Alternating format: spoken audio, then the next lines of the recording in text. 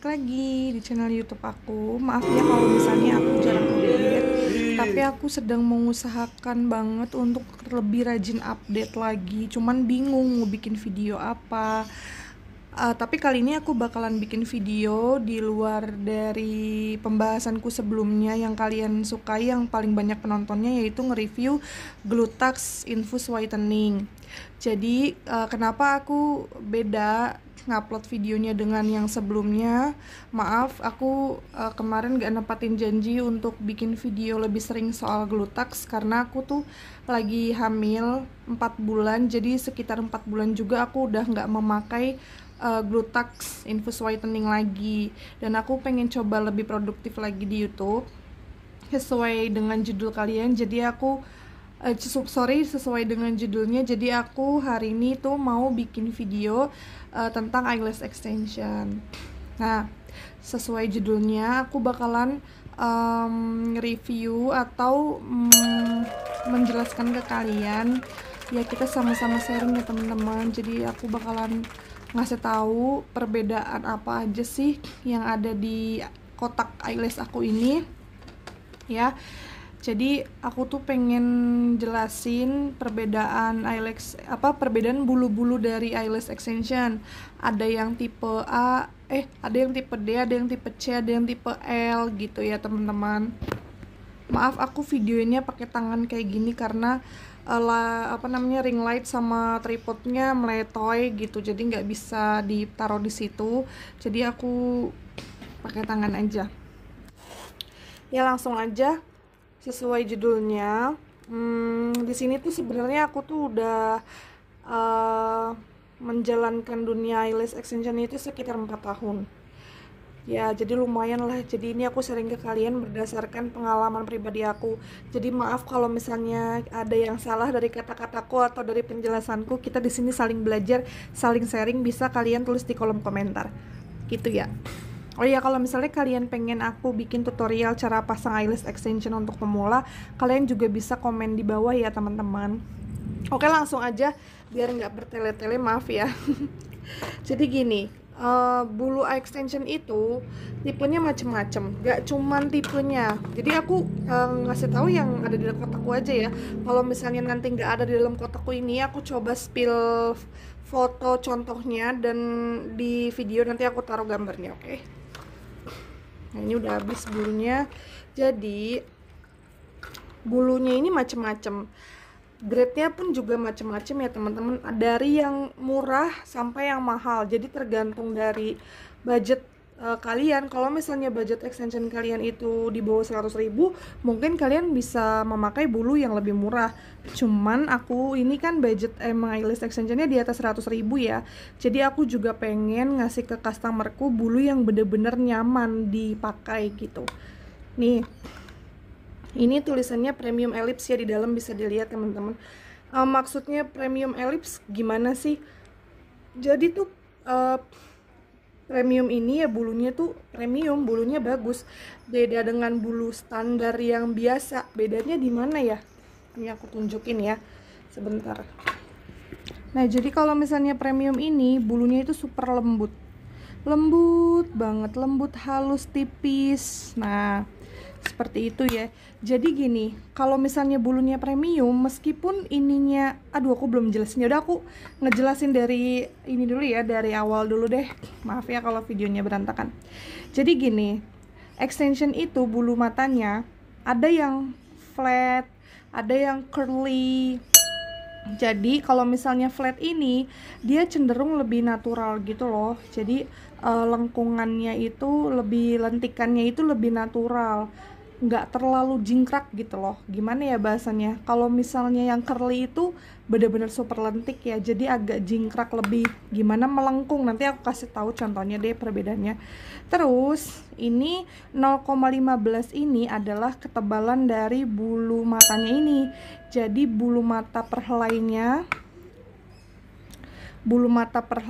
ini nih ketebalannya itu 0,15. Kemudian ini tipe D ini adalah tipe kelentikan gitu. Jadi kan ada yang C, D, L, kalau nggak salah itu aja sih, apa ada yang B ya?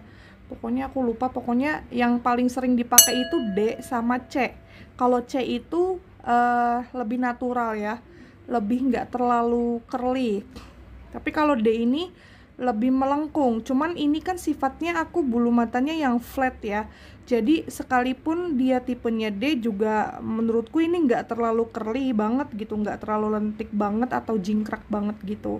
Karena ya aku suka aja gitu pakai yang nggak terlalu jingkrak, ya masih natural lah, masih oke. Terus ini 12 mm ini tuh panjangnya. Jadi bulu mata extension itu panjangnya ada yang dari kalau nggak salah itu 8 sampai 15. Karena aku jarang pakai yang 8, jadi aku tuh lupa, maaf ya teman-teman. Nanti aku kasih tahu deh ininya, gambarnya aku spill lagi di videonya ya. Nah, jadi ini tuh untuk menentukan panjang pendeknya. Ada kan misalnya pernah gak sih dengar atau lihat gitu loh di online shop atau di online shop sorry, di Instagram gitu, tipe-tipenya misalnya kayak doll atau cat eye 10, 11, 12. Nah, itu tuh maksudnya itu panjang dari si bulu matanya ini. Gitu. Nah, terus tadi kalau yang premium ellipse ini gimana? Kalau misalnya bulu premium itu meskipun ketebalan dari si bulu matanya ya, ketebalan perhelainya ya. Tadi kan bedanya kalian paham nggak? Kalau misalnya ini itu ketebalan jadi tebelnya, kalau ini itu adalah ukurannya, panjangnya. Jadi kayak gini contoh ya, aku contohin simple di spool ini. Misalnya ya, aduh sebentar sorry. Misalnya ya, nih tebel itu ya ininya nih, gagangnya tebel segini gitu loh. Jadi kalau bulu mata ya anggaplah tebelnya gitu. Kalau misalnya panjangnya ya berarti panjangnya si spool ini tingginya gitu ya teman-teman. Tapi ini ke bulu mata, aku nyontoin biar kalian lebih mengerti aja gitu. Nah, meskipun premium ellipse ini tebelnya 0,15 itu tetap lembut. 0,20 masih oke juga, tetap lembut.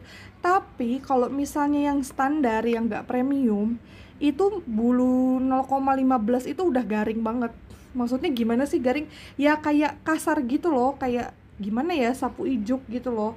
Kalau misalnya kita oles gini, kalau kita sentuh itu bunyi gitu loh, ngerti kan ya maksudnya gimana. Tapi kalau premium ellipse ini meskipun 0,15 itu masih nggak apa ya, nggak kasar gitu loh, dipakainya tuh masih enteng. Nah, untuk 0,15 ini pasti kalian bertanya-tanya kan, fungsinya apa ya? 0,15, 0,10, 0,20 kita tuh harus pakai yang mana untuk memilih dari ketebalan, tipe. Kita tuh harus pakai yang mana? Kan nggak mungkin nih pemula mau stok semuanya dulu. Ya terserah sih kalau kalian mau stok semua. Kalau dulu sih aku awal-awal kan namanya low budget mahasiswa ya, jadi aku nggak terlalu stok semua. Jadi dulu itu aku belajar itu Korean eyelash kan. Korean eyelash itu bulu matanya lebih apa ya, lebih natural gitu loh, lebih natural. Jadi disebutnya tuh bulunya masuknya ke bulu klasik. Kalau ini tuh termasuk bulu klasik. Kenapa? Karena menurutku ya, kalau klasik eyelash itu kan dipasangnya misalnya single itu satu, jadi setiap perhelai itu dipasangnya satu gitu.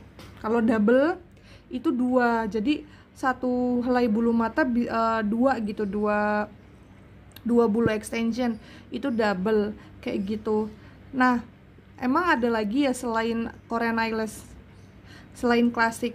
Ada, namanya Russian eyelash.